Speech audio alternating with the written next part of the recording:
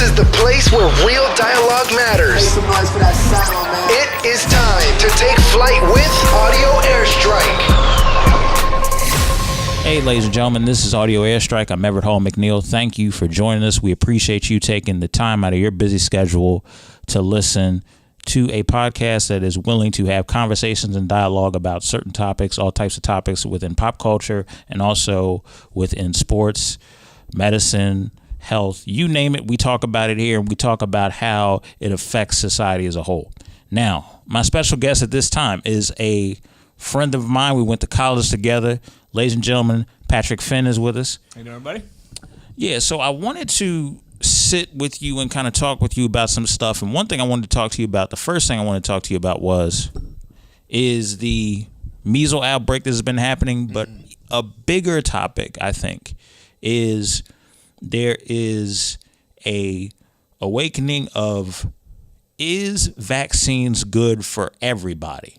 Is it for everybody, or is this a scheme to push medicine and money on top of these kids shoved with these Percocets or pills or different types of stuff like that to what is coined as medicine? Is it necessary to take all of these different types of medicine, or is it better to go a natural route, especially when you hear that autism is growing at an alarming rate in children after they're taking these medicines? People are having seizures and stuff like that after these medicines.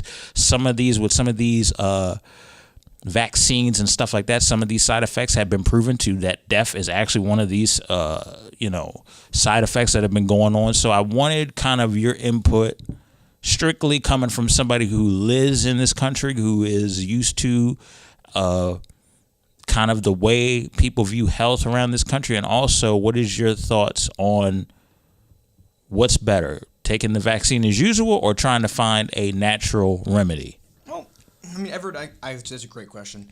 I think at the very beginning, when we used to do vaccines, it was necessary. We did have the best in mind for that.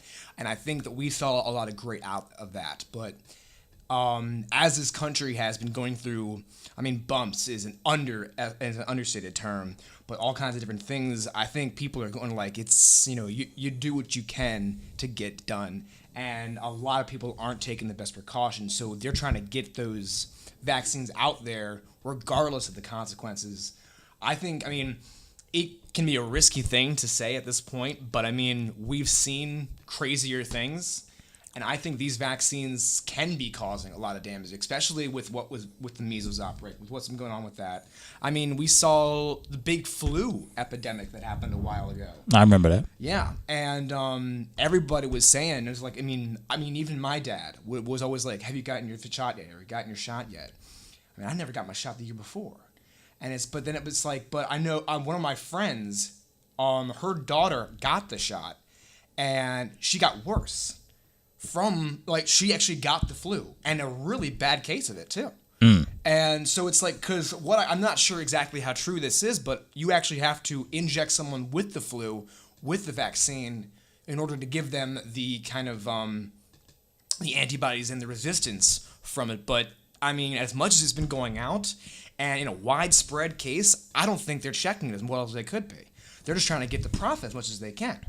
I mean, there's a lot of stuff in this country, especially with vaccines, and I mean, healthcare in general, that is not being looked at as well as it should be.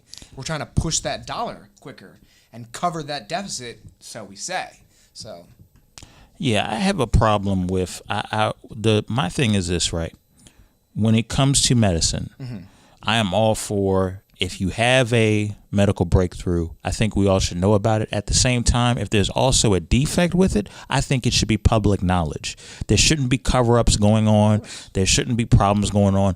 When you have someone by the name of, and I want to make sure I have this name right, Dr. William Thompson, come out and hide information or say that he found a vaccine that was more detrimental to African-American babies than other children, and then it still affects them in that certain type of way, and that information was hid for a number of years, and then you hear that the rate of autism in children due to the vaccines is growing.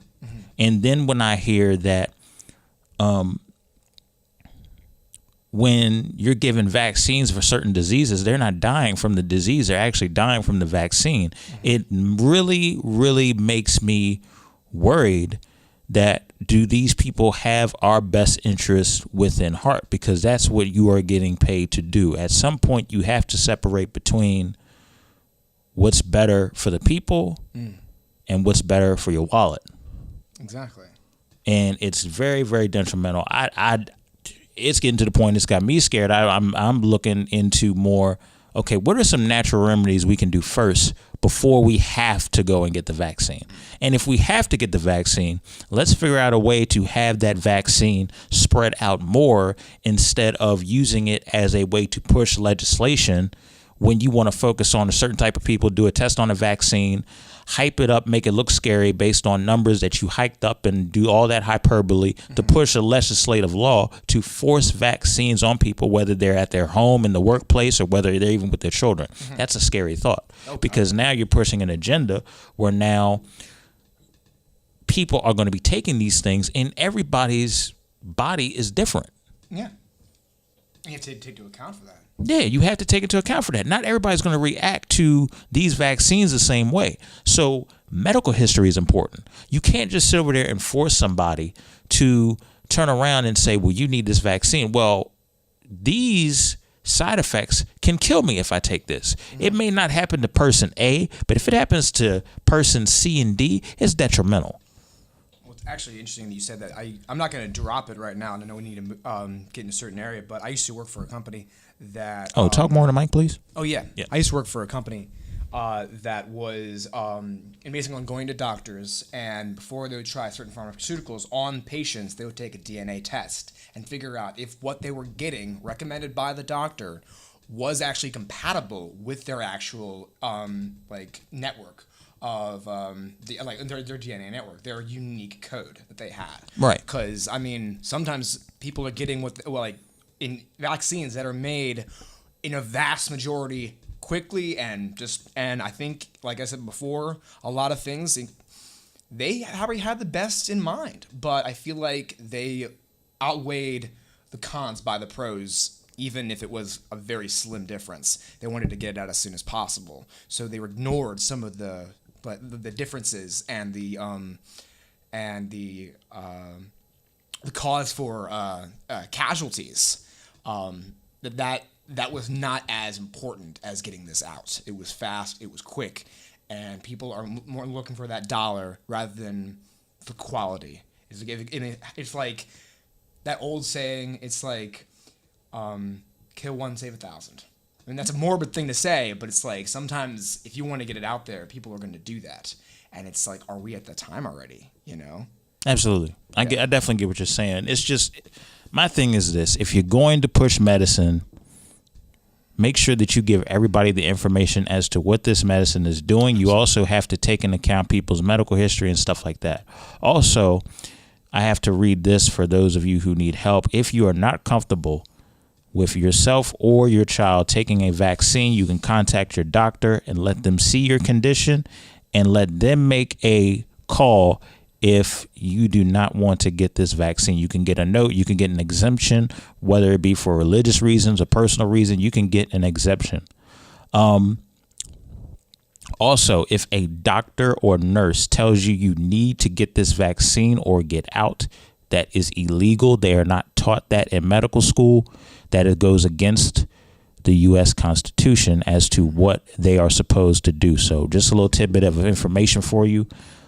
For those of you who want more information, I will have links under the video version and also links under the episode version for you to go to get more information on vaccines. Also, we had somebody on this show earlier this year by Brother Risa Islam, who is very, very conscientious on what these vaccines are capable of doing based on his research and based on what he's done. It's going to be really interesting for those of you who want more details about the vaccine problem in this country. I would look him up. He has talked about it, has done interviews about it, and also plethora of other things that he has talked about. So it was a pleasure to have him on, because he definitely opened the eyes of a lot of people with what is going on, and very humble guy too. So just a shout out to him.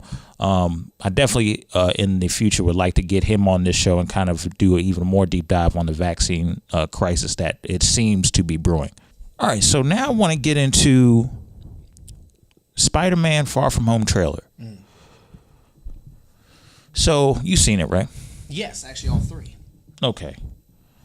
You've seen it. So let me ask you this.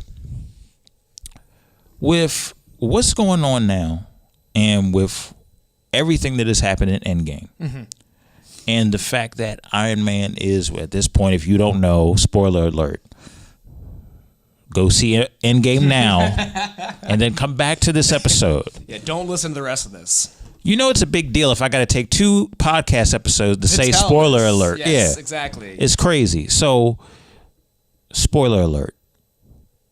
Iron Man has passed away. Tony Stark is gone. And now Peter Parker is mentorless, or so we think. Exactly. What were your thoughts on the trailer? Well, I mean, so thinking about it, we actually, because especially due to the shift that's happened in the world of the Avengers and Marvel Universe in general, Spider-Man, he is the neighborhood Spider-Man. That's what he's always known to be, because they wanted him part of the Avengers to do more things, and he was just going to be in the neighborhood. But now, since Tony is gone, he's called to arms now, and it's like, do you want to carry on his legacy or not?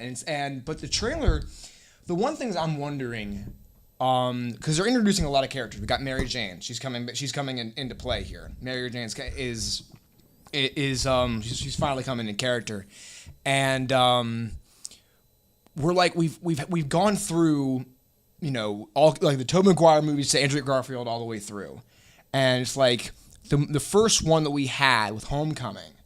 And it's like, is this one going to be a little bit too much? Are they going to keep the tastefulness that they had from the friendly neighborhood Spider-Man that we know and what got us to him of the teenage spirit? I think what we're going to see is possibly a passing of the torch in terms of knowledge, in terms of insight. And I think we're going to have a coming of age story where you gradually see him grow up. So especially from Far From Home, you got to think about it. We are used to New York, friendly neighborhood, Spider-Man. That's what we're used to. So when you have that mixed with, I can splice it, no problem. So when you have that mixed with the revelation that he was in a big war, he was in space, he almost got snapped away. Not almost, he did. He did. And when you have that going on, when you have that happening, it is a coming of age story. Oh, yeah. The days of him being a teenager in New York City are kind of kaput at this point. You've been exposed to so much. S.H.I.E.L.D. is wherever you are. There are people that notice you. The snap affected everybody. That made everybody grow up. That made everybody put their big boy pants on. This is not a game. Yeah. This is not your doppelganger that you're facing in some other Marvel movie. This is what y'all went through, cost y'all. So now, with what's going on in terms of trailer-wise, now you have a situation where this is him graduating from being a wannabe superhero to now you're a full-fledged superhero and an Avenger now. With the responsibilities that come with. Exactly. And now you have to be privy to the new multiverse that's being introduced. Exactly. So the days of you having a normal life are pretty much over at this point. It's non-existent. No. So it's going to be interesting to see how they market him. It's going to be interesting to see what they do with him, because I'll say this for the record. Tom Holland is the best Spider-Man I've seen. Definitely. Tobey Maguire was great at being Peter Parker. Andrew Garfield was great at being Spider-Man. Tom Holland is good at both. That's actually very well put. I actually haven't heard it done that way, but that's exactly right. Yeah, he's good at both. He's good at both. And I saw that image where it was kind of displaying that, like, you know, I just kind of look at the tail of the tape. I mean, I grew up watching the mantle go from Tobey Maguire to Andrew Garfield to Tom Holland. He's better than both of them in that role because he can do both of those roles well. You see the timidness in Peter Parker. You see the confidence when he puts on the Spider-Man suit, and you see it, but he remains humble and likable. Exactly. You know what I'm saying? So, by the time you get to the second, third film and Tobey Maguire put on the spider suit, there were moments he had there where he wasn't really as likable as Tom Holland was in the suit. I'm just keeping it a buck. However, it's one of those situations where this is a coming of age story for him. He's one of the most likable characters in the MCU. It's going to be great to see where he takes this. Absolutely. I completely agree with what you said there. Go ahead. Oh, my bad. I didn't mean to interrupt you. Now, what do you think about Mysterio in terms of Jake Gyllenhaal, based on the little bit more of what you've seen? Are you against it? Are you for it? Are you? Personally, I don't really know much about Mysterio.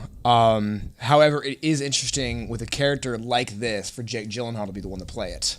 We haven't seen much of him in a while, and back in this area, that's kind of cool. I'm actually kind of excited to see him in this eye again. So yeah. I think it's going to be very interesting to see how serious he gets. I don't think it's going to be from what I've seen from the trailer, it looks like he's going to be the seriousness and reaction to what Peter does from a comedic standpoint. Mm-hmm. So it's going to be real interesting. I think he's going to keep a serious tone throughout the story. Mm-hmm. And I think he is going to be one of those guys that be like, look, sometimes, he even alluded to it in the trailer. He said sometimes being a hero, and when you're trying to save something, when you're trying to do something positive, something comes at a cost. Mm-hmm. Okay. He says that. So his villainous quality is hinted at even in the trailer. Mm-hmm. Absolutely. And it's interesting also, I'm wondering, especially because like you said at the beginning, Spider-Man is now without a mentor for Tony Stark. Now, we could have this pose at the beginning for that, and then that could all take a shift. We don't know. So yeah, we're not gonna we're not gonna know till July 2nd. Yeah, but it's coming soon. So coming very soon. You blink your eyes, it'll be here. So we definitely looking out for that trailer indeed. Mm-hmm. Now, in music news, and something that I'm actually interested in. If you're a '90s kid, you're kind of intrigued by this. It has been announced that Lil Wayne and Blink-182 are going to be on tour together. Which is wild. Basically doing a style that is similar to taking rock tracks and putting his famous rap verses to them. Mm-hmm. At least that's what we saw in the trailer. At this stage in the game, both these acts are solidified. Lil Wayne is solidified as a artist, as a rapper, as a legend. Blink-182 is established as a legendary rock band from the 90s, especially with the hits that everybody knows. Both of these guys. So to have both of these guys together on the same stage for a once-in-a-lifetime tour, mm-hmm. I haven't seen something like this since Jay-Z and Linkin Park. Yeah. That was something different. And honestly, looking back at it, I didn't expect Jay to do that. So that was something different. That was something legendary. So this, I don't know if it's going to equal that. I'm not going to go out on a limb and compare the two. I think we should wait and see what happens before I make that comparison. I don't want to be that guy that hypes it up and then get news later that didn't live up to the performance. Yeah. I would say this sometimes would be a biased opinion of that one because of the death in Linkin Park as well. Right, absolutely. So, yeah. But So what are your thoughts on it? You being growing up on both of their music. Yeah, absolutely. This isn't the first time that we've seen bands like that have such a diverse nature come together. I mean, recently, especially in the rap culture, we've gone back into the 50s. I mean, there's a lot of rap songs that have introduced. We got Ray Charles has been introduced. They're like basically. We're introducing two different worlds over and over and over again, and just basically showing the music industry that we're not done, being creative in this. I mean, music, as we've seen in just the past, ever since the '90s, has had a staggering, change and been manipulated in different ways to just show the creativity to different people that we've seen. We're gonna do a name drop. We'll do Post Malone, for example. He didn't even want to go into rap. He was a country star from the beginning, and now look at him. So it's like different things that things are going to do. Just seeing this kind of dynamic shift between Wayne and Blink, growing up on the two, I think it's going to be exciting. I think it's going to be very exciting to see this. I'm going to see if I can get some tickets. I'm not sure if it's going to happen. Knowing something like this is going to be quite pricey. Well, I know that they're going to be, I don't know what date. I know it's sometime in July. And correct me if I'm wrong, people. They're going to be in, I guess, where your area you're from. They're going to be in Columbia, Maryland at the Mayweather Post Pavilion. I looked up the front seats. We're talking, the last time I looked, I think they were under 1,000. Yeah, so you may right. have to get the $70 out in the lawn seats. I'll go over. I have to. I mean, yeah, no, that's yeah. I mean, we were talking. You might have to get that. Gee, I mean, because in most of the tours that are going on now, what's the one that just finished? Elton John's last tour, right? Those were like $500+ tickets to those, and that was a once in a lifetime thing. As will this be. So. Yeah, it should be interesting. I mean, I'm excited for it. I'm happy that, we're getting something we didn't ask for. We're getting kind of a fantasy concert we didn't ask for. So it's definitely interesting. Anytime you mix, Lil Wayne's raps go well with rock because he's kind of, if you look at after 2008 and when he was skating a lot, he kind of had rock star flares even in his clothing and even what he was saying. So that influence is there. So it's going to be interesting. It's a good mesh. It's good for music. So and it's that's good for one of music. the good things about rock. It's very welcoming, especially in something that can be diverse. And Right. I think Wayne can do something really interesting. I'm excited what he's going to bring here because none of us, if I'm correct, I don't want to be too presumptuous here, but none of us have heard a collaboration yet between the two. It's only going to be on the tour. Right. Yeah. So, I mean, at least I am. I'm really excited about this to see what's going to happen.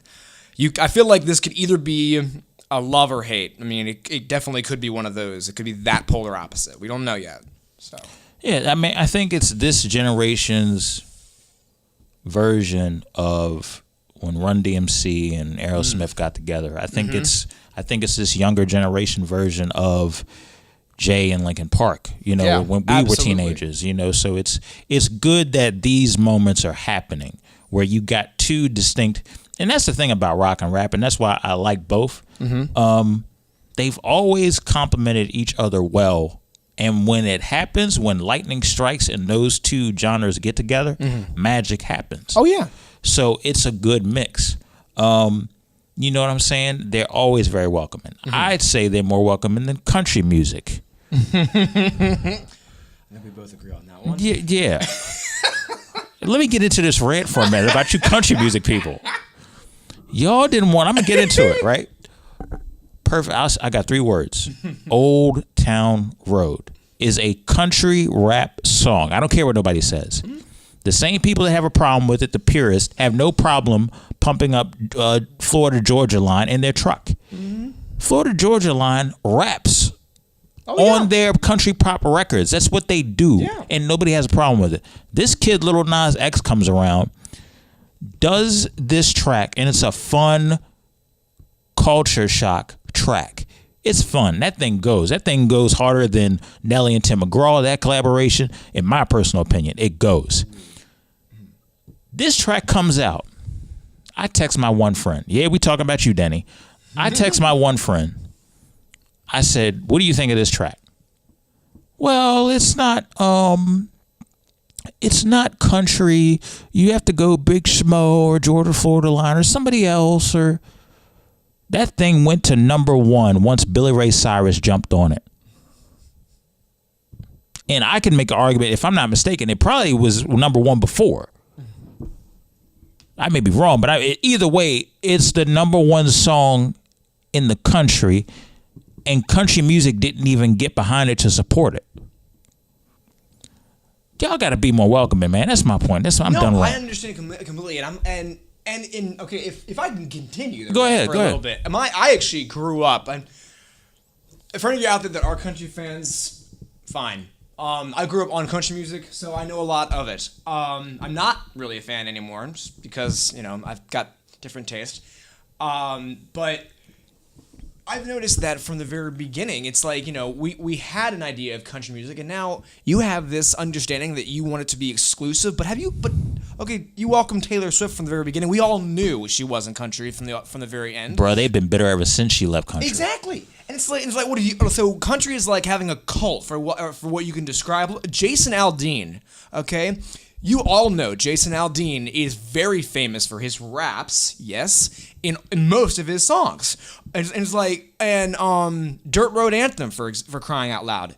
And it's just, there's not necessarily a problem with a collaboration, okay? I mean, if you want to talk true country, okay, we can do Johnny Cash, all right? We can do, what's his name? George Strait. Thank you, George Strait, Alan Jackson, the old time country stars, but it's going rock, it's going popular. Pop country is the thing now. You're not going to get of the country that you want, so you can't, with what you're seeing now, you can't be so fussy and particular about what you call country music, because let's be honest, it is a thin line, okay? It's not that easy to decipher anymore, okay? So, like, shut your mouth and calm down. I'm just going to say that right now. Sorry. He put y'all on blast. Put y'all all on blast. Y'all gonna be having these people mad. Oh, how dare they? Come on, get mad. It's good to get offended sometimes. At least we get the juices flowing. That's okay. I like it. Oh man, that's too funny though. But yeah, y'all did try to cancel Old Town Road on that countryside. We're not having that, and it's the #1 song. Also, in terms of, and this is one thing I want to touch on with the Lil Wayne and Blink-182 thing before I transition into the next topic. If you listen to popular rap now and the up and coming people, a lot of the stuff is like emo rap. For example, there's an artist by the name of Paris. You listen to his tracks and it's like he has, it's like rock. It's like 808s and guitar strings, and it's just heavy rock, but he's sitting over there rapping, and it's like a mix of him rapping and singing. Like, he's meshing the two at an alarming rate, and it goes. Oh, yeah. And it just goes. Like, that dude, it, like, in terms of popular emo rap, him, Triple Red, Lil Skies, who else is it? Even Little Uzi Vert, which is not my cup of tea, but even he does it. Mm-hmm. So that's what the popular trend is now. And to think that we are now getting a fantasy concert that is a pillar and that was responsible for the emo rap that you're hearing now. Mm. It's amazing. It's definitely amazing. Oh, I can definitely get behind that. Yeah, absolutely. It is.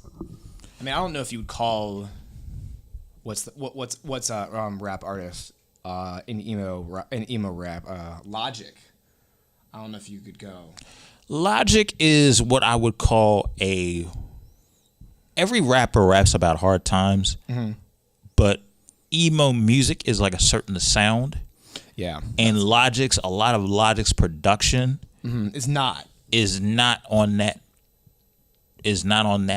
dark, I'm emo and like help me. I understand what you're saying. Like, you know what I'm saying? Like, you listen to Logic, you're not going to be quick to go to. Remember when Hot Topic used to be the emo capital of the world? Now it's just retro T-shirts and black. It is nothing like what it used to be anymore. I mean, right. I'm more of a purist. I kind of wish it was, but I mean, right? Come on. You know, I used to be a little bit afraid seeing a bunch of emo people crowded outside a mall just staring and looking like death. I used to be afraid back then, not so much now. But Logic is not, I wouldn't put him nowhere near that emo rap wave. No. I mean, I would say for right now, who was one very famous emo, it was almost borderline rap, is when there would be bands like, there's one band, August, I'm pretty sure, not August Burns Red, but August something. They would just do monologues of just them yelling, but it was a straight flow. And then we'll get back to more of the classic emo rock that like you would see with Brandon Urie, Burt McCracken, The Used, and My Chemical Romance, something like that in Green Day. But like just having one spit and then getting back to it. Some of them would actually continue doing that. I can see how it's going to evolve, especially now. So. Yeah, absolutely. So I wanted to now touch on the effects of social media and is it healthy for us to be on social media in 2019, as heavy as we are. Yes, we know everything is integrated. Yes, we know everything is important to get to. Yes, we know everybody has a brand, but is it important? Is it necessarily important? Is there a time to declutter everything? I just want to start off with my thoughts. I think social media is great. I think if you're a video content creator, podcast, or anything involving entertainment, or even if you are looking to start your own brand, not your own band, but start your own brand and be your own boss, I think that social media is great for that. Like with anything, you have to put the work in, but I think social media is absolutely great for that. However, when you have people being on there religiously and just scoping through topics or videos or commenting and stuff like that, the brain gets off on person-to-person conversations. When you take that away for so long, your brain is going to mess with you. Oh, yeah. And it's going to crave that type of interaction. And when you lack that type of reaction, and I have even seen people act like this, you know, two people will be texting each other, but they won't be having a full-blown conversation like you and me are having. Exactly. They'll be on their phone, which is dangerous, because now they have turned social media into casino-based.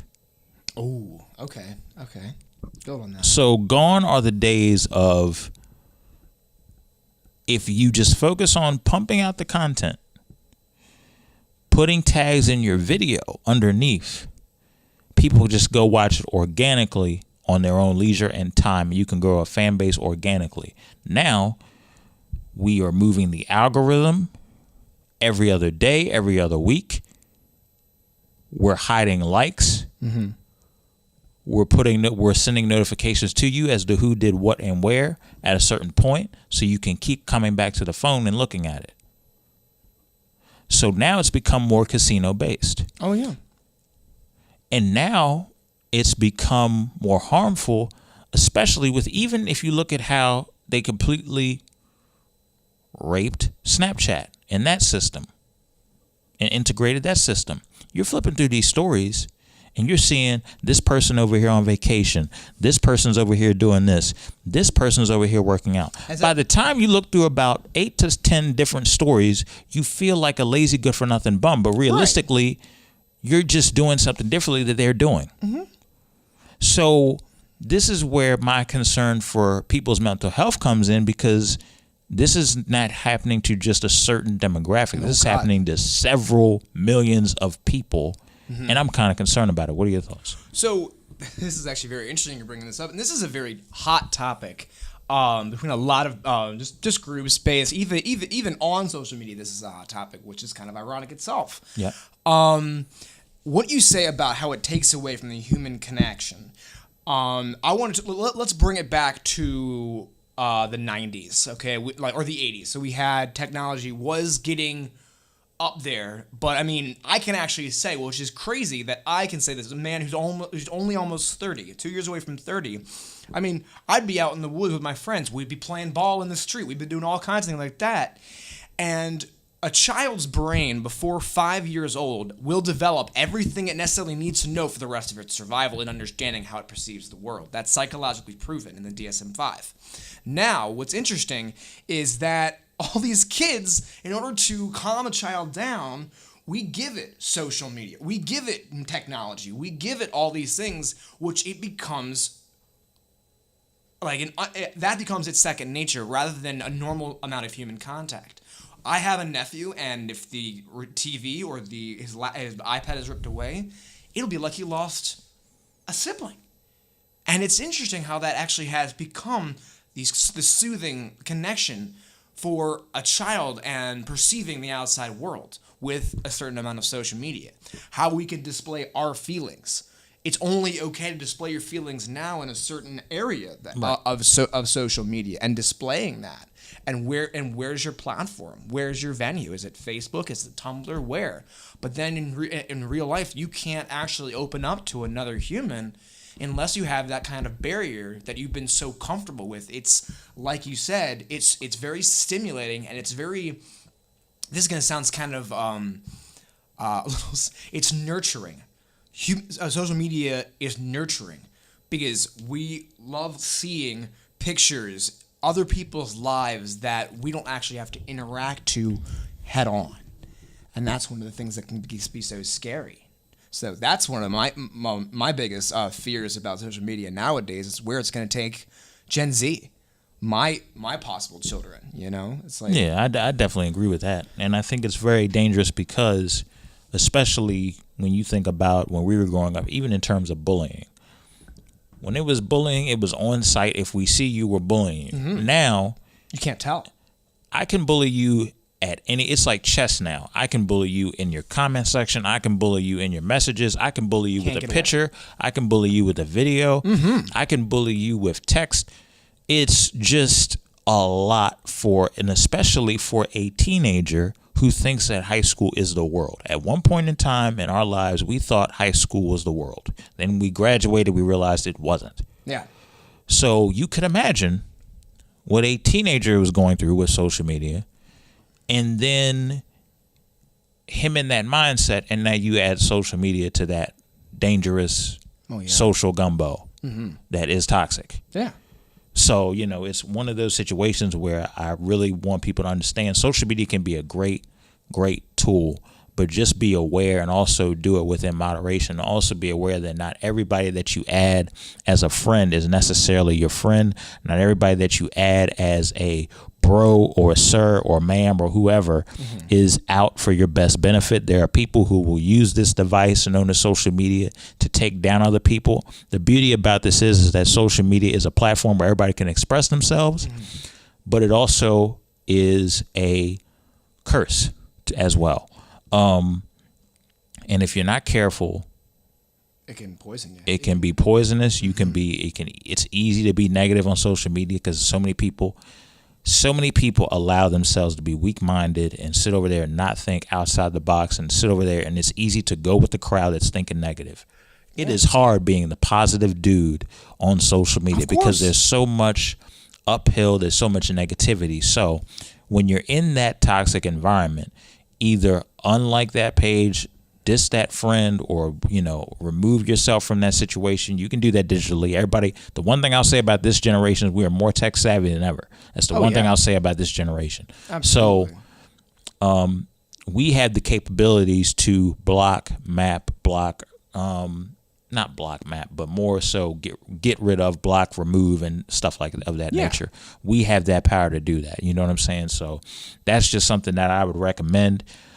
Because this can be a blessing and a curse at the same time. What are your thoughts? I mean, I think if we want to talk about the strongest influence that social media can have that actually has worked, it's networking. It's networking and connections, communications, building resumes, building profiles here and there, getting forward. That's epic. And it has been proven to do a great thing. Now, just to do a little case in point, let's talk about LinkedIn.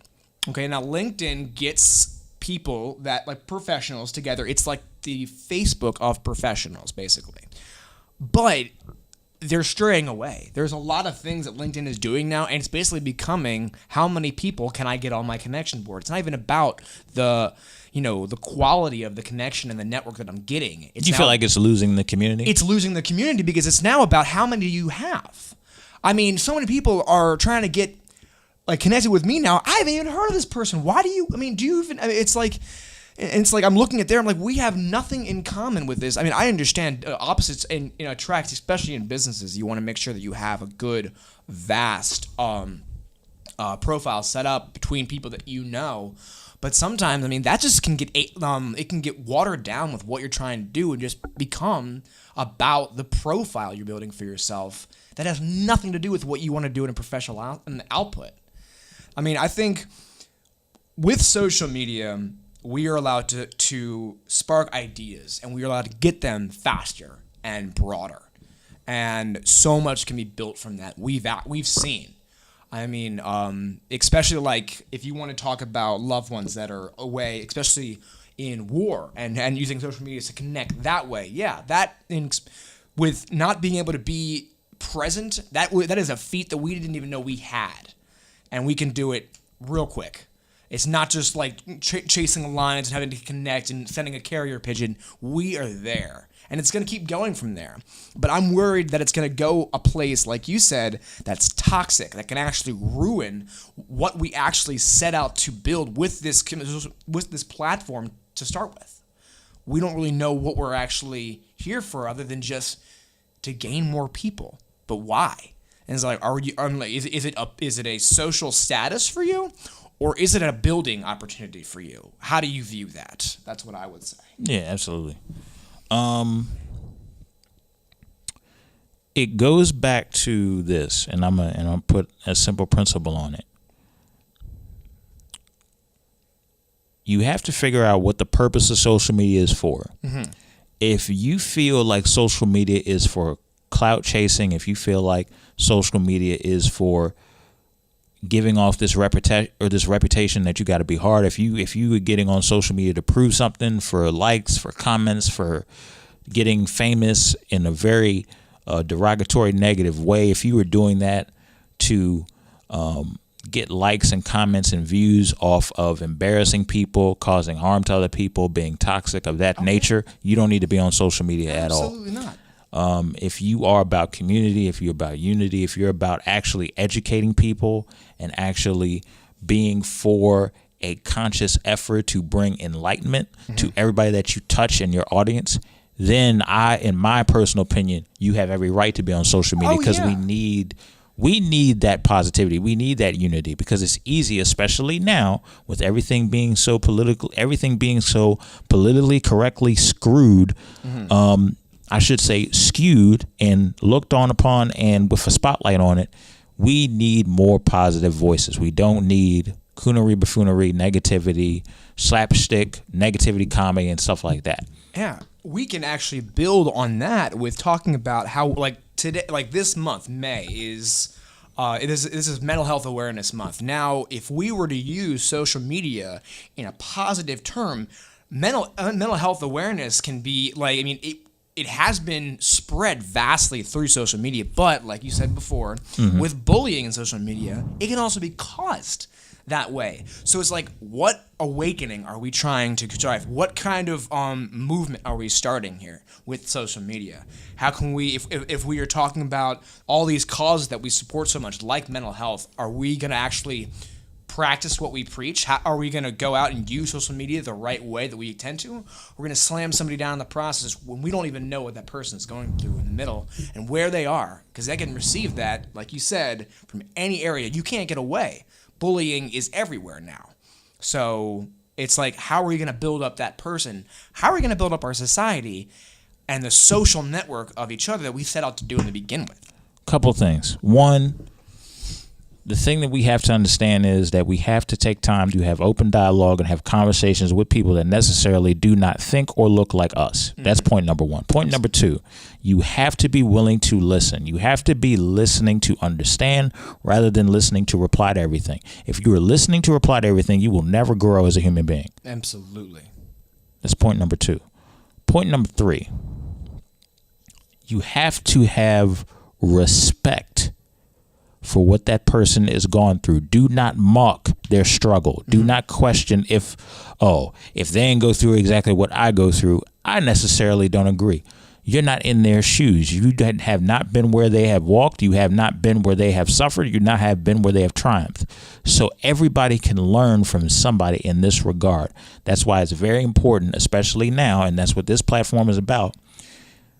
We try to have conversations on this show to try to help people, to enlighten people, to empower people to be better. That's the only purpose, as the reason why I did this show. When I was a little younger, my purpose was to just tell it like it is and be straightforward and be politically correct. Me being older and putting some more meat on the meal a little bit and putting some more vegetables, more healthy, more soul food, more spiritual soul food in terms of from a open dialogue standpoint, I've learned a long time ago that it requires more than just being blunt. You also have to be willing to empower other people. You also have to be willing to create an open forum for people to express themselves without judgment.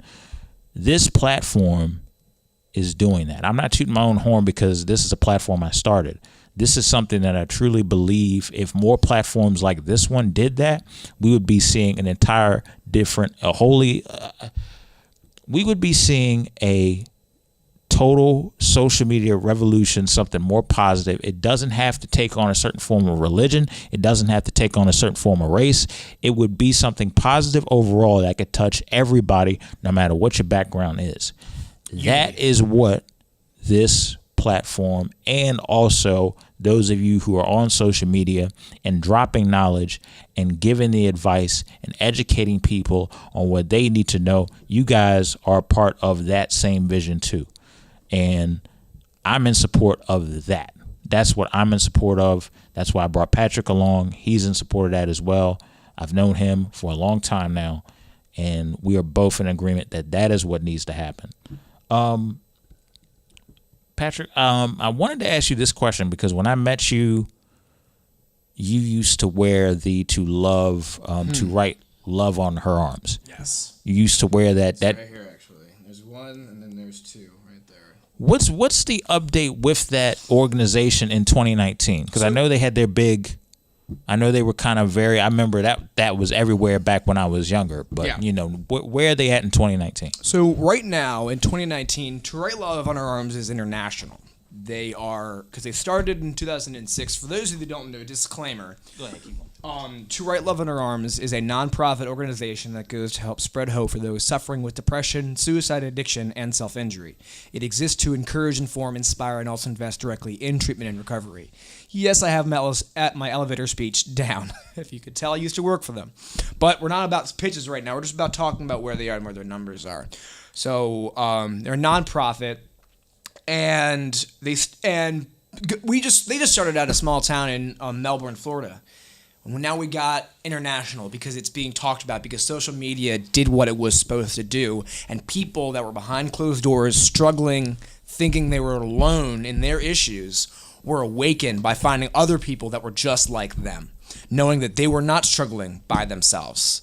Now, speaking, I will actually be real with you because we're talking about some real issues here. So why not be a little bit transparent with you guys, and I'll make it real quick and real short. I myself struggle with multiple mental illnesses. I have bipolar 1, very, very, very rare form of bipolar, and PTSD, and a mild eating disorder as well. Just those three things have isolated me throughout most of my life, and things that I've seen. I would never even want anybody to go through the things that I've experienced in my life. However, by going through them, I've actually been able to encounter and inspire people that are still struggling without seeing the hope that I was able to find through this organization, through doctors, through friends, through family. Some people don't have some of the blessings that I do to help me get through these things, which is why I'm a big advocate for this organization and a big advocate for making sure that social media is done properly, because with those that are struggling, they could find the hope they need in realizing they're not alone, or they could find another bully in the path they could have gone down. So it's like if we are actually do our job as advocates, as social media users, the benchmark for the next generation to follow, what kind of benchmark do we want to set? What kind of title do we want to set for them? I'm looking for a word here, something. It doesn't matter. What kind of example do we want to set for them? Thank you. I'll help you out. What kind of example are we setting for these people, these children, these innocent people that are going to grow up more technologically advanced than we could even imagine, but also with just as much pain than we've seen today, or even more? Because again, like we said, we don't take anybody's pain lesser than our own. Because no matter what you've been through, somebody's pain is unique to them, so you cannot deny them their pain. Pain is not unique, but people are. I will say that. And I'm like, if we have Everett and I, we have our differences, but we are friends. And we come together because we believe in a greater hope. Right. We believe that we can actually inspire. He has this podcast, this amazing platform that I believe he can do great with. And with To Write Love, they did just that as well. They started on a little. I encourage you. I'm not going to go too much into it, but I encourage you to read the story of how they started out on the website.